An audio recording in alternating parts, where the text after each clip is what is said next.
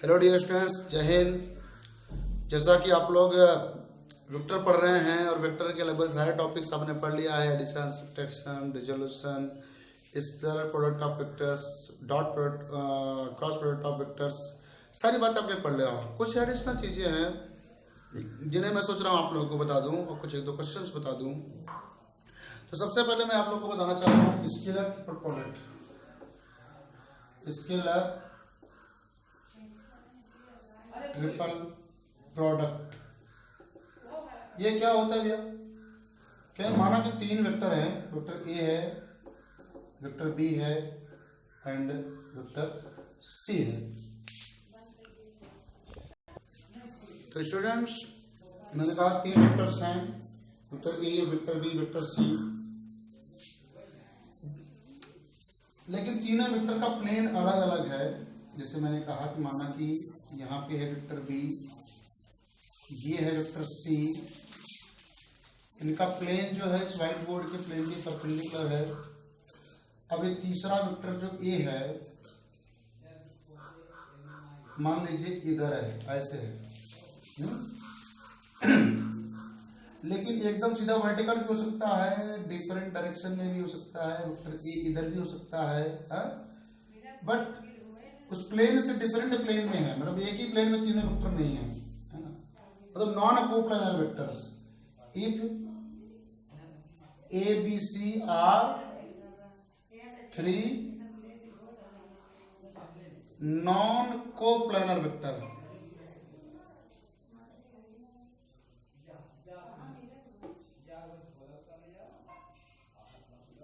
है ना?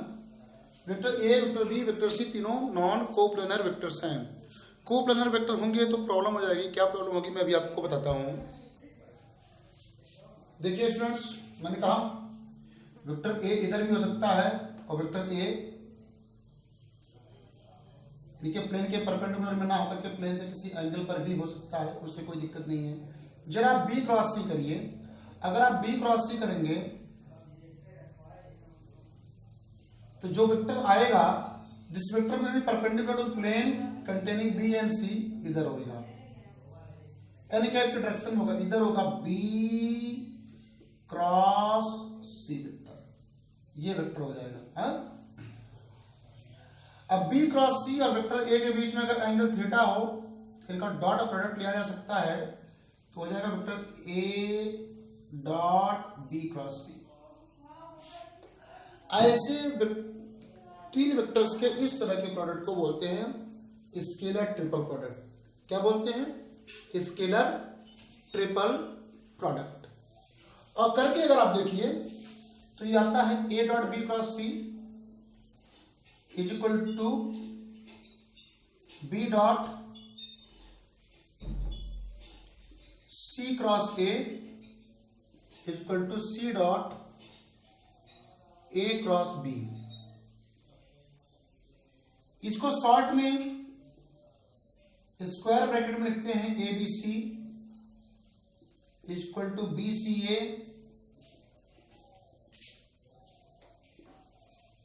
Equal to C A B. Cyclic order में लिया गया है। Vector A, vector B, vector C, है ना?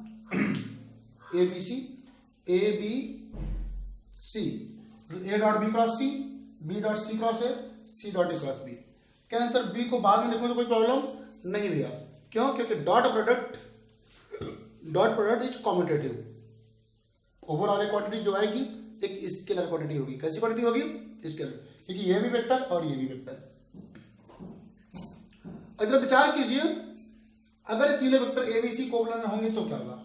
इफ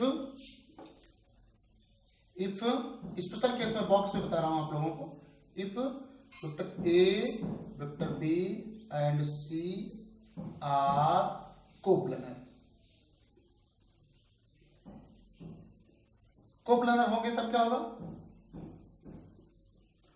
तो भैया सिंपल सी बात होगी, B cross C will be perpendicular to vector A. ध्यान देने की बात है। B cross C will be perpendicular to vector A. तो क्या बताया कि A B C are coplanar. ये देखिए यही प्लेन हो गया, इसी में तीनों है, ए बी सी सब है, लेकिन बी क्रॉस सी जो आएगा इस प्लेन के परपेंडिकुलर आएगा। क्या होगा? इस प्लेन के परपेंडिकुलर आएगा। मतलब बी क्रॉस सी जो होगा वेक्टर ए के साथ 90 बनाएगा, और वेक्टर ए के साथ 90 बनाएगा तो जब परपेंडिकुलर वेक्टर्स का डॉट प्रोडक्ट ऑलवेज 0 होता है। There this implies that vector A dot B cross C will be equal to 0। हाँ, कब? जब तीनों वेक्टर्स कोप्लेनर होंगे।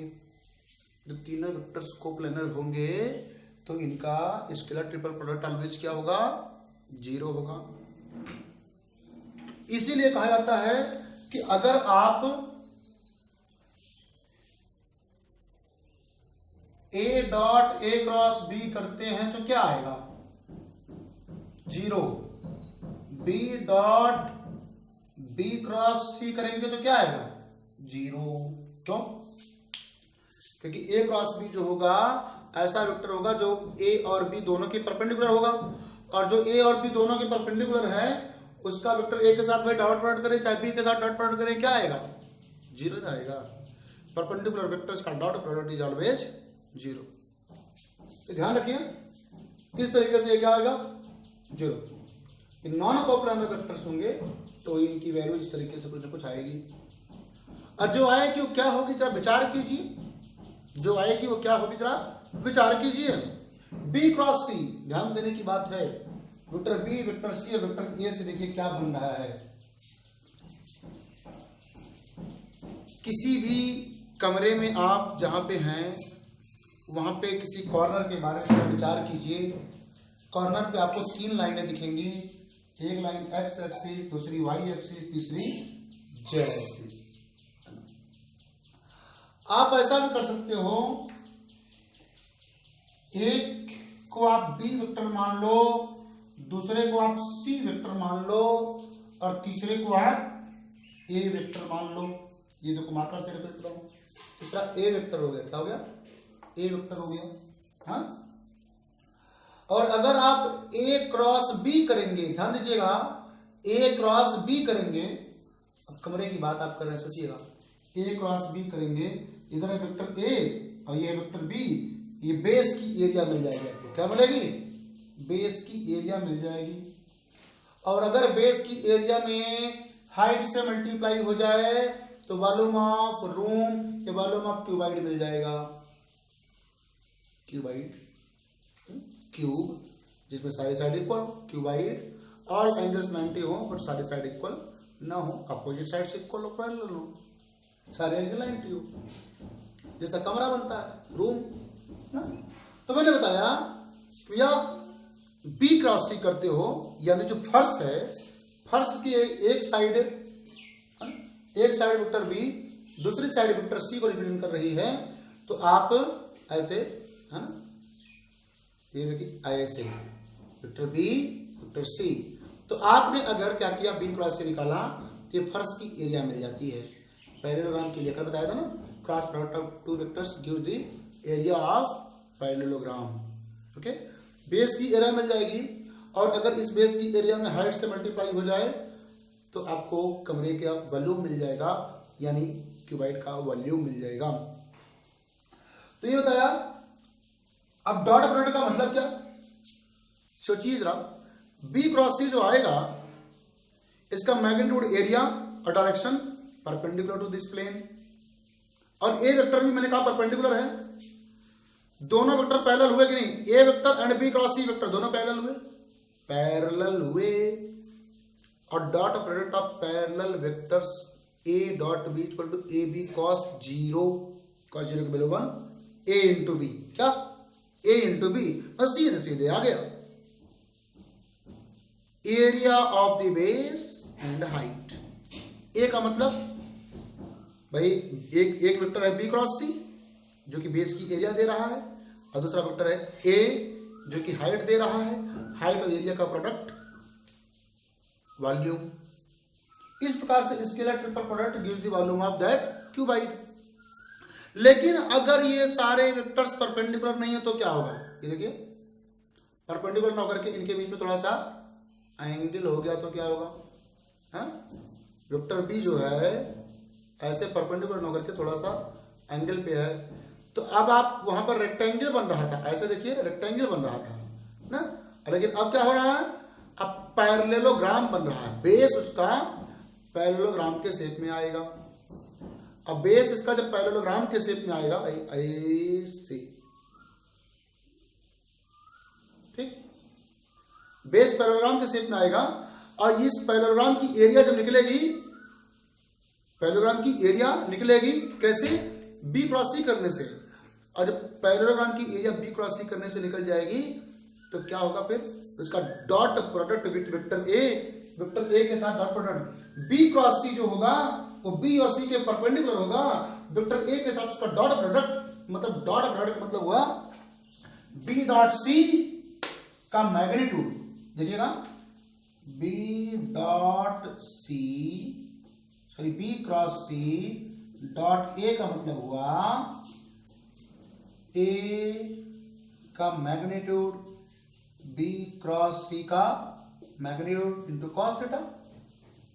कॉस थीटा का कंपोनेंट हम लेते हैं ए कॉस थीटा को, इतने को मिला के क्या ले सकते हैं, component of vector A along vector B cross C into magnitude of B cross C into magnitude of B cross C. A cos theta मतलब क्या, component of vector A along B cross C, मतलब क्या आएगा, height आएगी, क्या आएगी, A cos theta is the height, यहां से भैया परपेंडिकुलर ड्रॉ करेंगे तो यही ना हाइट होगी, height of the parallelepiped, height of the parallelepiped होगी, यानी बेस की एरिया इनटू हाइट मिलेगी हमको, बेस की एरिया इनटू हाइट का मतलब वॉल्यूम होता है, क्या होता है, वॉल्यूम होता है, बेस की एरिया इनटू हाइट का मतलब वॉल्यूम होता है, और ए कॉस थीटा मतलब हाइट है, A is the vector, A cos theta is the height. ये देखिए जिधर का एंगल पता है उधर का कॉस होता है, आप कॉस थीटा लेंगे तो परपेंडिकुलर अपॉन हाइपोटेनस होगा, और परपेंडिकुलर मतलब आ गया ए कॉस थीटा। अगर इसको आप क्या मान लो, y मान लो, तो cos theta is equal to y upon a, y is equal to a cos theta, मतलब a cos theta is the height of parallelepiped. Figure जो बनेगा कुछ यहां पर भी बन जाएगा। अब फिगर बनाना बहुत जरूरी तो नहीं है, हाँ ये देखिए जो हमारा पैरेललोपाइप होगा ऐसा होगा, देखो है ना,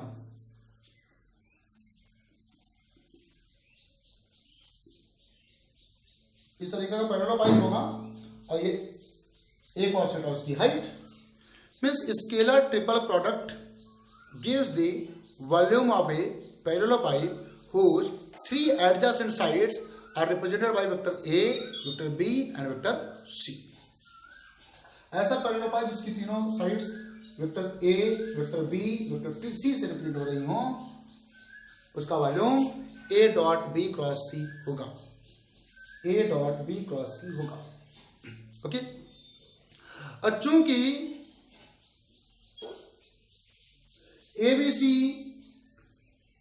कोप्लैनर हो जाने पर कोई पैरेललोपाइप का फॉर्मेशन नहीं कर पाएंगे, कोप्लैनर हो जाने पर कोई पैरेललोपाइप का फॉर्मेशन नहीं कर पाएंगे, इसीलिए इनका ट्रिपल प्रोडक्ट भी जीरो आकर के बताता है कि वॉल्यूम ऑफ पैरेललोपाइप क्या होगा, जीरो होगा।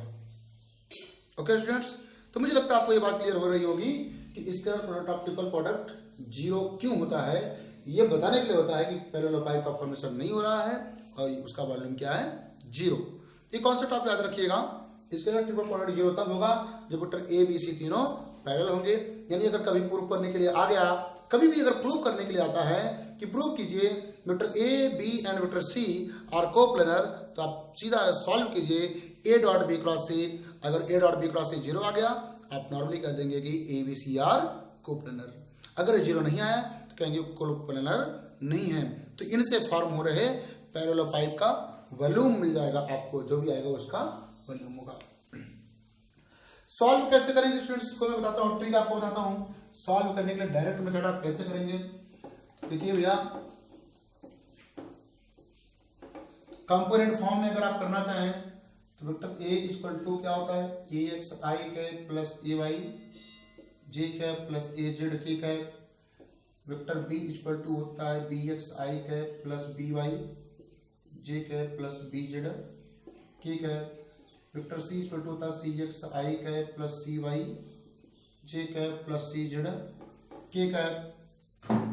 Vector B cross C, vector B cross C equal to क्या होता है, मैंने आपको बताया था आप इस तरीके से चार्ट बनाइए, ये ट्रिक यूज कीजिए, I cap J cap K cap B X B Y B Z C X C Y C Z. तो बी क्रॉस सी की जो वैल्यू आती है, देखिए आई कैप को बंद किया, बी वाई सी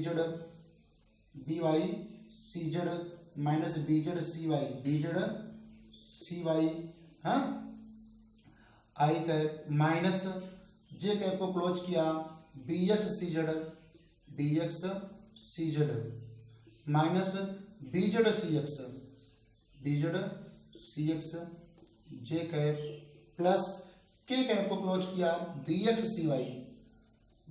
सी Y minus B Y C X into K cap आ गया। Okay students, B cross C आ गया, हमको चाहिए A dot B cross C, क्या चाहिए, A dot B cross C vector चाहिए अपने को, हाँ। तो डॉट प्रोडक्ट में आप लोग जानते हैं, क्या जानते हैं कि आई कैप के कोफिशिएंट्स को मल्टीप्लाई किया जाता है, जे कैप के कोफिशिएंट्स को आपस में मल्टीप्लाई किया जाता है, के कैप के कोफिशिएंट्स को आपस में मल्टीप्लाई किया जाता है। तो एग्जांपल के लिए आप ये देखिए, इसके साथ ए का करना है, ए डॉट बी क्रॉस सी, तो सीधा आप देखो आई कैप का कोफिशिएंट यहाँ पे क्या है, ए एक्स इन ब्रैकेट, ये क्या आ रहा है, ये यहाँ पे आई कैप का कोफिशिएंट ये है B Y C Z minus B Z C Y, है ना। आई कैप नहीं लिखा जाएगा, है? क्योंकि आई डॉट आई ऑलवेज 1 हो जाता है, तो सिर्फ कोफिशिएंट्स को मल्टीप्लाई करना होता है, ठीक है, लिख कर लिया। फिर आएगा ए वाई इधर पॉजिटिव इधर नेगेटिव, तो माइनस में लिखा जाएगा माइनस ए वाई क्या B X C Z minus B Z C X plus, अब तीसरा वाला आएगा ए जेड, आई जे के यहां नहीं लिखा जाएगा। अब ध्यान रखिएगा, कभी कभी आप लोग लिख देते हैं उसको भी, ये गलत हो जाता है, B X C Y minus B Y C X. जरा विचार कीजिए, जहां पे I cap J cap K cap है, वहां पर A X A Y A Z आ गया है, मतलब इसमें आई जे के की जगह पे A X A Y A Z लिख दें तो हमको ये डायरेक्ट मिल जाएगा, है ना, हमको 2 स्टेप नहीं करने पड़ेंगे। तो हम ऐसा करते हैं, A dot B cross C अगर हमको करना है, हम सीधा करेंगे A X A Y A Z, I J K cap की जगह पे लिखेंगे, बाकी B X B Y B Z and C X C Y C Z, वही ट्रिक यूज करेंगे, बस I cap J cap and K cap की जगह पे A X A Y A Z, ये कोफिशिएंट्स ऑफ वेक्टर ए लिख देंगे, solve कर देंगे। देखिए तो यही मिलेगा, ए एक्स को बंद किया हमने, B Y C Z B Z C Y into A X, तो कॉन्सेप्ट आगे वही है ना। तो सेम थिंग आपको मिल रही है, तो यानी आपको टेंशन नहीं लेना है, आपको सीधा जो है 3 वेक्टर्स है, आप तीनों को एक साथ लिखिए, सॉल्व कर दीजिए। अगर 0 आ जाता है तो कहेंगे पैरेललोपाइप नहीं बन रहा है, तीनों वेक्टर कोप्लानर है। अगर 0 नहीं आता है तो कहेंगे जो पैरेललोपाइप बन रहा है उसका वॉल्यूम जितना आया है वही होगा। देखिए स्टूडेंट्स, हमने क्वेश्चन दिया हुआ है, vector A equal to 4i cap minus 2j cap plus 4k cap, vector B equal to minus i cap plus k cap, vector C equal to j cap minus k cap. इन तीनों vector से represent होने वाले पैरेललोपाइप का volume हमको बताना है, और आइए देखते हैं वॉल्यूम क्या होगा। देखिए इसमें पहले तो सब आई जे के तीनों में होना चाहिए, तीनों में है नहीं। वेक्टर बी में देखो आई है के है जे नहीं है, तो जो नहीं है उसकी जगह पे 0 लगा के लिखेंगे, माइनस आई कैप प्लस 0 जे कैप प्लस के कैप। और सी के लिए देखिए क्या लिखेंगे, जे है, के है, आई नहीं है, तो 0 आई कैप प्लस जे कैप माइनस के कैप। तो जो वेक्टर्स नहीं थे हमने उनको भी लिख दिया, है ना, माइनस आई कैप प्लस 0 जे cap plus K cap. Okay students, तो आगे बढ़ते हैं और सॉल्व करते हैं इसको। हम ए डॉट बी क्रॉस सी निकालने जा रहे हैं। तो आएगा 4 -2 4, इधर से -1, इधर से 0, इधर से 1 एंड आई का कोफिशिएंट यहाँ पे 0, यहाँ पे जे का कोफिशिएंट है 1, के का कोफिशिएंट है -1। इसी को आप सॉल्व कीजिए। देखिए 4 सबसे पहले बाहर आएगा, फिर ये बंद हो गया, 0 × -1 -1 × 1 माइनस, ये -2 बाहर होना था, -2 बाहर कर लीजिए पहले, फिर क्या आएगा -1 × -1 1 × 0 -1 × 0। देखिए सेपरेट करने के लिए जो क्वांटिटी नेगेटिव है उनके सामने ब्रैकेट आप लिखेंगे, फिर प्लस, इधर से 4 बाहर लिया जाएगा, है ना। साइन के साथ ही सबको लेना है, साइन छोड़ के करेंगे तो गलत हो जाएगा। 1 -1 × 1 -0 × 0। तो स्टूडेंट्स यहाँ पे क्या आ रहा है 4, ये तो हो गया 0 -1 माइनस प्लस 2 हो गया, ये -1 मिला के 1 हो गया -0 प्लस 4 × -1 -0। सॉल्व करेंगे तो 0 -1 मतलब -1, तो आएगा -4 प्लस 2, यहाँ पे भी -4, तो आ जाएगा -6 भैया। वॉल्यूम तो नेगेटिव भी नहीं होता है ना, वॉल्यूम तो नेगेटिव नहीं होता, तो स्केलर ट्रिपल प्रोडक्ट क्या है, नेगेटिव क्यों आ रहा है? तो उसका टेंशन लेने की जरूरत नहीं है। क्यों? क्योंकि हो सकता है वेक्टर बी ऐसा हो, वेक्टर सी ऐसा हो, vector B and C, but vector A ऐसा हो,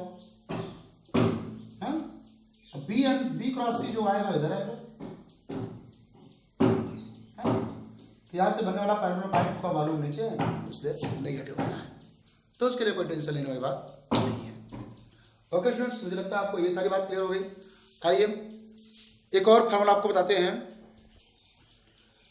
क्वेश्चन है स्टूडेंट्स, ट्रायंगल एबीसी है, ए के सामने जो साइड है उसको हम ए बोलेंगे, बी के सामने वाली साइड को बी बोलेंगे, सी के सामने वाली साइड की लेंथ सी बोलेंगे। ABC are the length of sides of three sides of triangle. Then prove that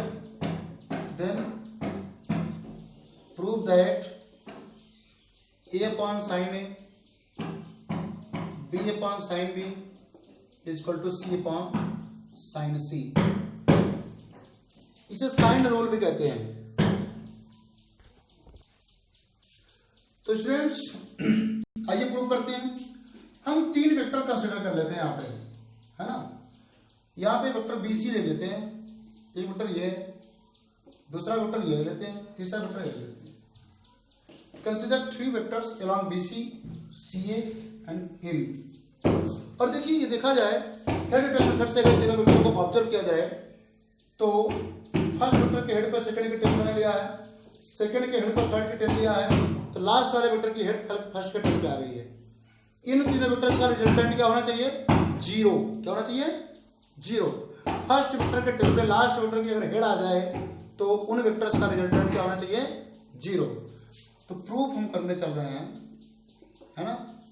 from figure vector A plus vector B plus vector C must be equal to 0, है ना। First vector के tail पे last vector की head आ गई तो resultant इनका क्या होना चाहिए? 0। लेकिन इसको और आगे सॉल्व करें अगर हम, vector A plus vector B equal to minus of vector C, vector A plus B equal to minus of vector C. दोनों तरफ वेक्टर सी का क्रॉस प्रोडक्ट अगर हम लेने की कोशिश करें, vector A plus vector B cross product of vector C equal to minus C cross product of vector C. दोनों तरफ हमने सी का क्रॉस प्रोडक्ट लिया, प्रॉब्लम नहीं होनी चाहिए। इसको अंदर मल्टीप्लाई करते हैं तो हो जाएगा vector A cross vector C plus vector B cross vector C, और यहां पे हो जाएगा जीरो, क्योंकि self cross product is always zero. एक वेक्टर का खुद के साथ जो क्रॉस प्रोडक्ट होता है ऑलवेज जीरो होता है।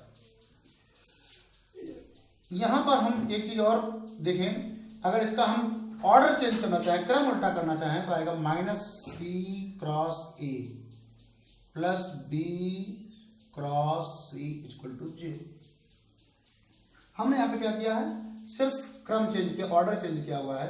तो हम जानते भी है ना कि a cross b equal to minus B cross a होता है। अगर इनको ऑर्डर चेंज करते हैं सामने निगेटिव हो जाता है। अब इसको राइट साइड ले जाएंगे तो निगेटिव पॉजिटिव हो जाएगा, यानी आ जाएगा b cross c is equal to c cross a आ गया। क्या आ गया, c क्रॉस a आ गया। Point should be noted, b cross c equal to c cross a आ गया। B cross C equal to C cross A. Similarly, we can prove. Similarly,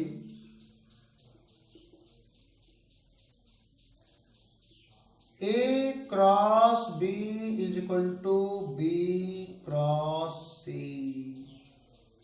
बिल्कुल इसी प्रकार से हम प्रूव कर सकते हैं।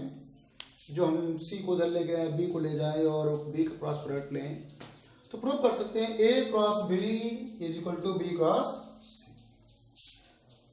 Similarly we can prove A cross B equal to B cross C from equation number 1 and 2।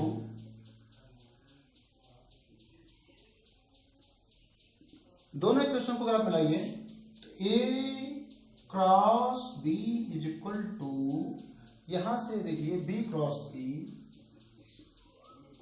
Is equal to B cross C equal to C cross C। तीनों equal हो गए। अगर ये तीनों वेक्टर क्रॉस प्रोडक्ट इक्वल है तो इनका magnitude भी इक्वल होना चाहिए। Implies that magnitude of A cross B is equal to magnitude of vector B cross C is equal to magnitude of vector C cross E। भाई vectors equal है तो इनके मैग्नीट्यूड्स भी इक्वल है। Means A B sine. Vector A और B के बीच में एंगल कितना, ध्यान दीजिए, वेक्टर A इधर B इधर, ए को आगे बढ़ाना पड़ेगा, ये वाला एंगल C माना जाएगा, ये वाला एंगल 180 माइनस C माना जाएगा। वेक्टर B को आगे आप बढ़ाएंगे, अगर ये वाला अंदर वाला एंगल A माना जाएगा तो वेक्टर A और वेक्टर B के बीच का एंगल 180 माइनस A माना जाएगा। ऐसे वेक्टर C को आप आगे बढ़ाएंगे तो वेक्टर C और वेक्टर A के ये वाला एंगल B माना जाएगा और ये वाला एंगल 180 माइनस B माना जाएगा।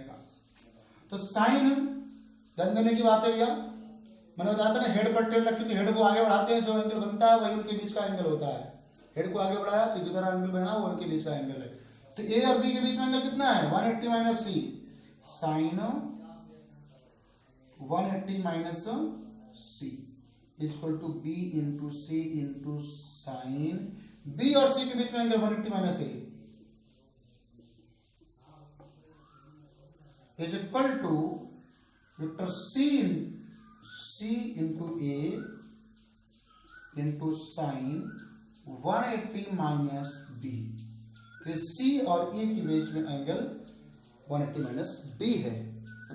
और sin 180 minus theta equal to होता है sin थीटा। क्यों, sin 180 minus theta equal to होता है sin थीटा। तो इसलिए लिखा जाएगा यहां पर A into B into sine C is equal to B C sine A is equal to C A sine B. क्यों ऐसा हुआ, since sine 180 minus theta is equal to sine theta, इसलिए ऐसा हुआ। एक काम करते हैं, दोनों साइड में एबीसी से डिवाइड कर देते हैं।